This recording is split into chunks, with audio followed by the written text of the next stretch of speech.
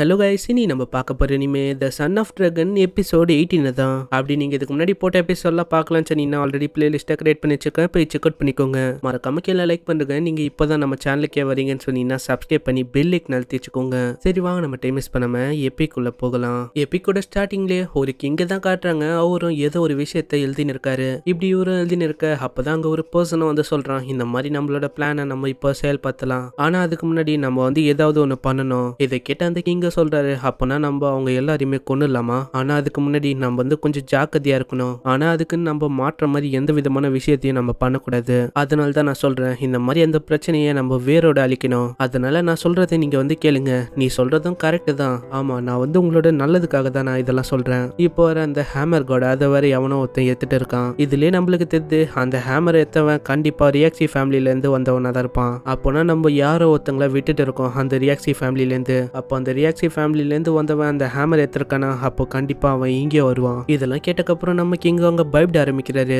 இதுக்கப்புறம் தான் அவனே சொல்ல ஆரம்பிக்கிறான், இந்த மாதிரி உங்களோட பொண்ணு அவ்வளோ பேச்சை கேட்கறதில்ல, நீங்க வந்து என்ன பண்ணுங்க, உங்களோட பொண்ணையும் நீங்க வந்து உங்களோட கண்ட்ரோல்ல வச்சுக்கோங்க. ஆனா இதே மாதிரி உன்னோட பொண்ணை நீ இப்படியே வச்சுருந்தா எனக்கு வந்து வேற வழி இல்லை, நான் வந்து உன்னை மாத்தி ஆகணும். அதாவது நான் உன்னோட கிங்கோட பொசிஷன் அதையும் நான் மாத்தலான்னு இருக்கேன். இதை கேட்டு நம்ம கிங் அவங்க சொல்றாரு, அதெல்லாம் வேணாம், நான் வந்து எல்லாத்தையும் பாத்துக்கிறேன். சரி சரி, நீ சொல்றத நான் நம்புறேன். ஆனா நான் இப்போ இங்கிருந்து போறேன், இம்மார்டல் பாலிவன் அங்க வந்து போலான்னு இருக்கேன். ஏன்னா எனக்கு அங்க சில பல வேலை இருக்கு. இப்படி சொன்ன அத்த செகண்டே அவனும் அங்க மஞ்சு போயிடறான். இதெல்லாம் கேட்டக்கு அப்புறம் நம்ம கிங்கோ அங்க கொஞ்சம் கவலைப்பட்டு இருக்காரு. அப்பதான் ஒன்னத்தனும் வந்து சொல்றான், இந்த மாதிரி நான் வெளியில கேள்விப்பட்டேன், இந்த மாதிரி டிராகன் கிளான் அதுல இருக்க பியாக்சியோட மகன் அவன் வந்து இன்னமும் உயிரோட தான் இருக்கான், அவனை வந்து இன்னமும் கொல்லவே இல்லையா. இதெல்லாம் கேட்டக்கு அப்புறம் அவரும் அங்க ஷாக் ஆகுறாரு. ஆமா, அவன் வந்து இன்னமும் உயிரோட தான் இருக்கானா? ஆனா நான் வந்து எப்படி தெரியுமா இங்க கிங்கா மாறினேன், இந்த மாதிரி என்ன இங்க கிங்கா உட்கார வச்சிட்டாங்க. நான் வந்து பேருக்குன்னு ஒரு கிங்கு தான், ஆனா நான் எந்த விதமான பிரயோஜனமும் இல்லை, என்னை வந்து அவங்க அடிமை மாதிரி கட்டுப்படுத்துறாங்க. இதெல்லாம் கேட்டு இருக்க அந்த சர்வன்ட் சொல்றான், அப்பனா எங்களோட பிரின்ஸ் வந்து எங்களுக்கு திரும்பவும் கிடைச்சிருவாங்க போலயே.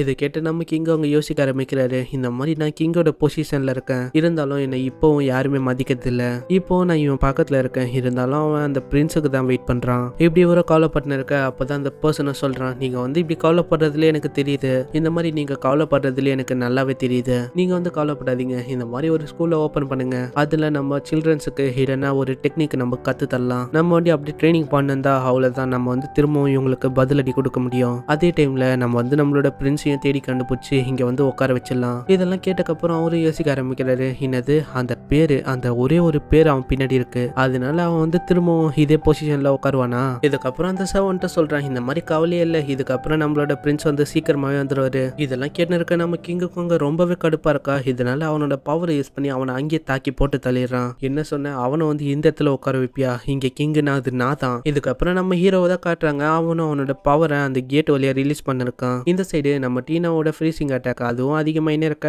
அங்க பார்த்தா அவங்க ரெண்டு பேருமே ஒரே ஆரம்பிக்கிறாங்க. இந்த சைடு நம்ம தேவ் இன்னமும் அந்த ஸ்பிரிச்சுவல் கேட்டை ஓபன் பண்றதுக்கு ட்ரை பண்ணிருக்கான். இதெல்லாம் பார்த்துன்னு இருக்க நம்ம இசோமியை நம்ம மாஸ்டரை பார்த்து கேட்கறா, மாஸ்டர் அப்படி வந்து இவங்க ஓபன் பண்ணிட்டாங்களா, இவங்க ரெண்டு பேருமே என்ன நார்மல் ஆயிடுவாங்களா என்ன? இவன் வந்து ஓபன் பண்ணா இவனுக்கு வந்து புதுசான ஒரு பவர் கிடைக்கும், இவனுக்கு என்னதான் அந்த பவர் கிடைச்சாலும் இவனால அந்த ஸ்பிரிச்சுவல் வெப்பன் அதை வேணா காப்பாற்ற முடியும். ஆனா ஒரு சிக்கல் இருக்கு, இந்த மாதிரி டீனா அவளே தான் அவளோட ஐஸ் எல்லாம் எடுக்கிற மாதிரி இருக்கும். இதெல்லாம் கேட்டா அவளும் ரொம்பவே ஷாக் ஆயிடுறா. அப்போனா நம்ம எப்படி அவளை காப்பாத்துறது, இதுக்கு வேற வழியே இல்லையா என்ன? இதுக்கு வந்து வேற வழியே இல்லை, இந்த மாதிரி அந்த கேட் ஓபன் ஆகிற வரைக்கும் நம்ம வெயிட் பண்ணோம். ஏன்னா எனக்கே சரியா தெரியல அந்த கேட்டோட பவர் எப்படி இருக்கும்னு. ஆனா நம்ம இசோமியாச்சும் காப்பாற்றணும்ல, அதுக்காக நம்ம ஏதாச்சும் ஒன்று பண்ணிதான் ஆகணும். இப்படி இவங்களும் பேசின்னு இருக்க நம்ம தேவோட பவர் அங்க அதிகமாக அந்த கேட்டை ஓபன் ஆயிடுது. இதுக்கப்புறம் அதுல இருந்து ஏதோ ஒரு பொருள் போய் நம்ம இசோமியை டச் பண்ண, இதனால அங்க பவரும் டிரான்ஸ்ஃபர் ஆகுது. இதனாலேயே அந்த ஐசோ மஞ்சு போயிடுது, அவ்வளவு ஒரு வெப்பனா மாதிரி அதுக்குள்ளேயே போயிடுறா. இதெல்லாம் பார்த்து நம்ம தேவம் அங்க கேட்கறான், இந்த மாதிரி நான் எல்லாமே கரெக்டா பண்ணனா? பரவாயில்ல தேவ், நீ வந்து எல்லாமே பக்காவா பண்ணிருக்க.